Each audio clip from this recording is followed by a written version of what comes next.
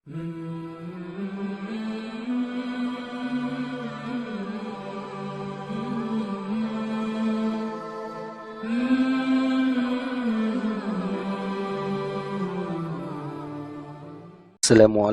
warahmatullahi wabarakatuh. Sahabat Muslim, berjumpa lagi dengan kami di channel Kisah Islami. Kali ini kami akan mengisahkan kepada Anda kisah seorang raja yang agung, yaitu Zulkarnain, part yang ketiga. Di mana di akhir part kedua, kita menceritakan sebuah kisah tentang Zulkarnain yang dikisahkan oleh Imam Al-Ghazali di dalam kitabnya Ihya Ulumuddin, di mana Zulkarnain mendatangi sebuah kaum yang mereka tidak mempunyai harta benda apapun untuk dinikmati. Lalu sang raja menghantarkan surat kepada raja mereka dan berpesan agar raja mereka bersedia membalas suratnya, juga datang ke istana Zulkarnain. Namun yang terjadi, bukannya raja itu tergesa-gesa untuk mendatangi Zulkarnain ataupun membalasnya, tidak. Yang terjadi, malah raja tersebut menolak permintaan Zulkarnain. Dia berkata, jika Zulkarnain merasa ada kepentingan dengan kami, sebaiknya dialah yang datang menemui kami. Masya Allah, seorang raja yang berkuasa dan kekuasaannya luas, kekuatannya tersebar ke seluruh penjuru dunia.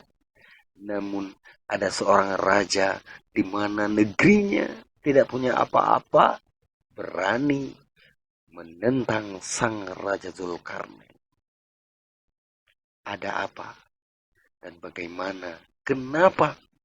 Menjadi tanda tanya yang timbul di benak kita.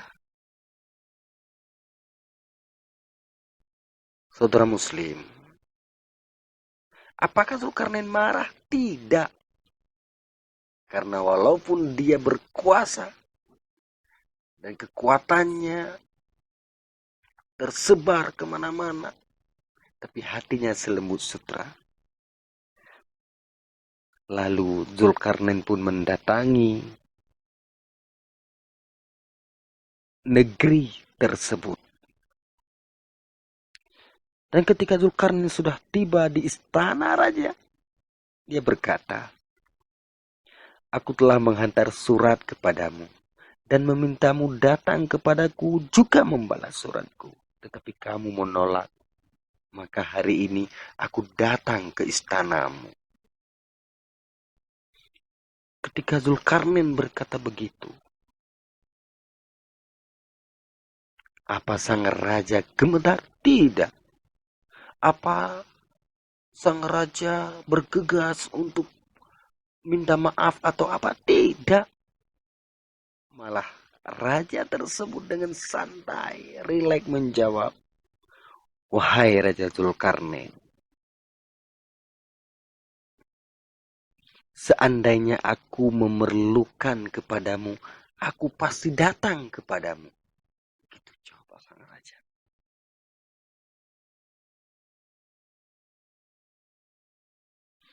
Lalu sang Raja Zulkarnain bertanya, "Aku melihat negerimu, juga keadaan bangsamu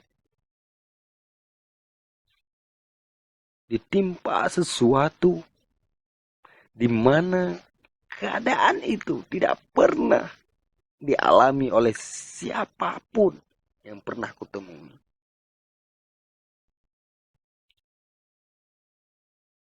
Lalu sang raja heran dan bertanya kepada Zulkarnain, "Apa itu, wahai Zulkarnain?" Zulkarnain pun menjawab, "Kalian tidak punya apa-apa harta untuk kalian miliki.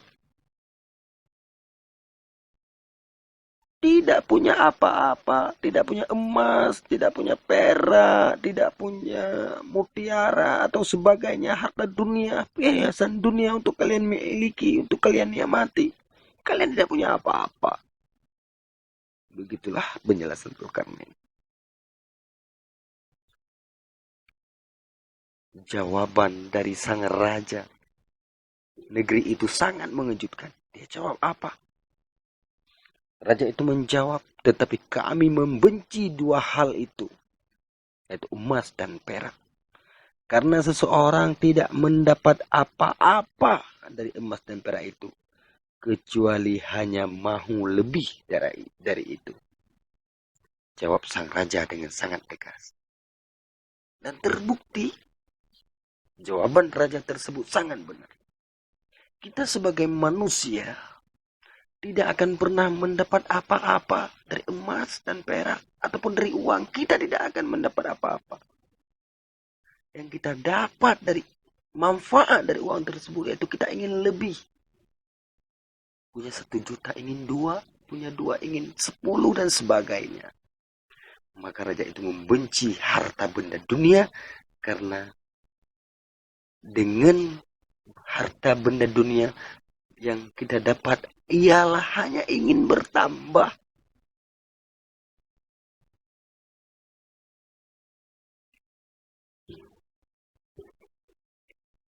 Lalu sang Raja Dzulkarnain bertanya lagi, apa maksud kalian menggali kuburan?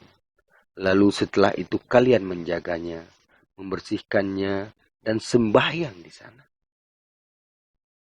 Ternyata negeri tersebut punya satu keunikan, punya satu keanehan. Mereka menggali kuburan, mereka membersihkan kuburan tersebut, menjaganya, juga sembahyang di atas kuburan itu. Dan kuburan itu tidak ditanam siapa-siapa, hanya galian tanah. Maka sang raja itu menjawab, kami ingin jika kami memandang kuburan-kuburan itu dan mengharapkan dunia, kubur-kubur itu akan menghalang kami dari harapan itu. Masya Allah, subhanallah. Begitu mereka sangat wara. Mereka menggali kubur mereka itu. Salat di atasnya, dijaga kuburan itu agar mereka terhindar daripada kecintaan kepada dunia. Begitu mereka cinta kepada dunia, mereka akan melihat kuburan yang tergali, maka kecintaan itu seketika lenyap. Subhanallah. Begitu kerasnya mereka berusaha untuk tetap bersifat wara dan zuhud.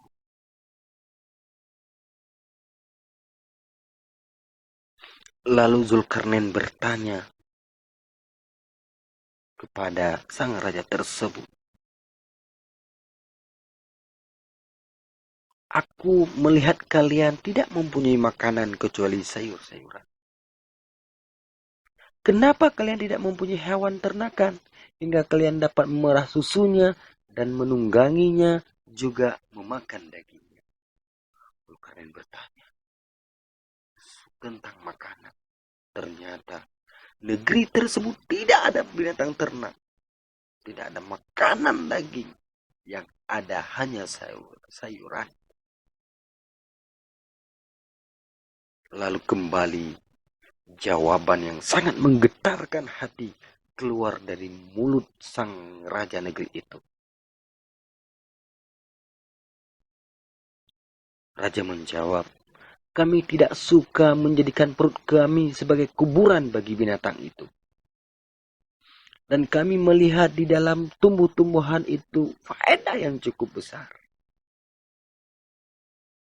Cukuplah anak Adam mempunyai kehidupan yang rendah karena makanan. Dan makanan apa saja yang melewati rahang bawah kami rasanya sama saja seperti makanan yang pernah kami makan sebelumnya. Masya Allah. Begitu menjaga mereka dari makanan. Mereka tidak ingin perut mereka menjadi kuburan bagi binatang lain. Sementara yang kita hadapi sekarang, yang kita makan sekarang, banyak hewan-hewan yang terkubur di dalam perut kita. Subhanallah. Begitu mulianya hati raja tersebut. Walau negeri mereka tidak punya apa-apa, namun hati mereka penuh dengan cahaya.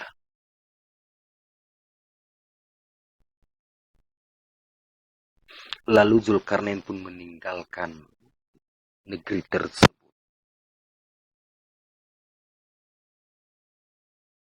Selepas Zulkarnain meninggalkan raja itu dengan kagum dan menjadikan penjelasannya sebagai nasihat yang berharga. Zulkarnain seorang raja adikuasa yang menguasai Persia, Rum, sangat kagum dan menjadikan jawaban-jawaban raja negeri itu sebagai nasihat baginya. Sungguh dan sangat berharga nasihat itu di mata Zulkarnain. Masya Allah.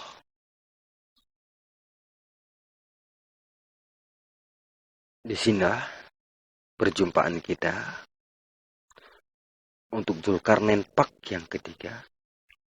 Insya Allah kedepannya kita akan mengisahkan tentang Zulkarnain dan Nabi Khidir. Tentang bagaimana Nabi Khidir bisa hidup sampai sekarang. Dan tentang Ainul Hayat. Insya Allah akan kita bahas di pak yang ketiga. Terima kasih saudara muslim sekalian atas dukungan Anda. Dan mohon maaf apabila tutur kata saya tidak tepat sasaran. Kosakata yang tidak teratur. Kami hanyalah insan biasa, kesempurnaan hanya milik Allah. Dan semoga kita menambah kecintaan terhadap Islam, meningkatkan keimanan. Amin ya mujibat sa'ilin. Assalamualaikum warahmatullahi wabarakatuh.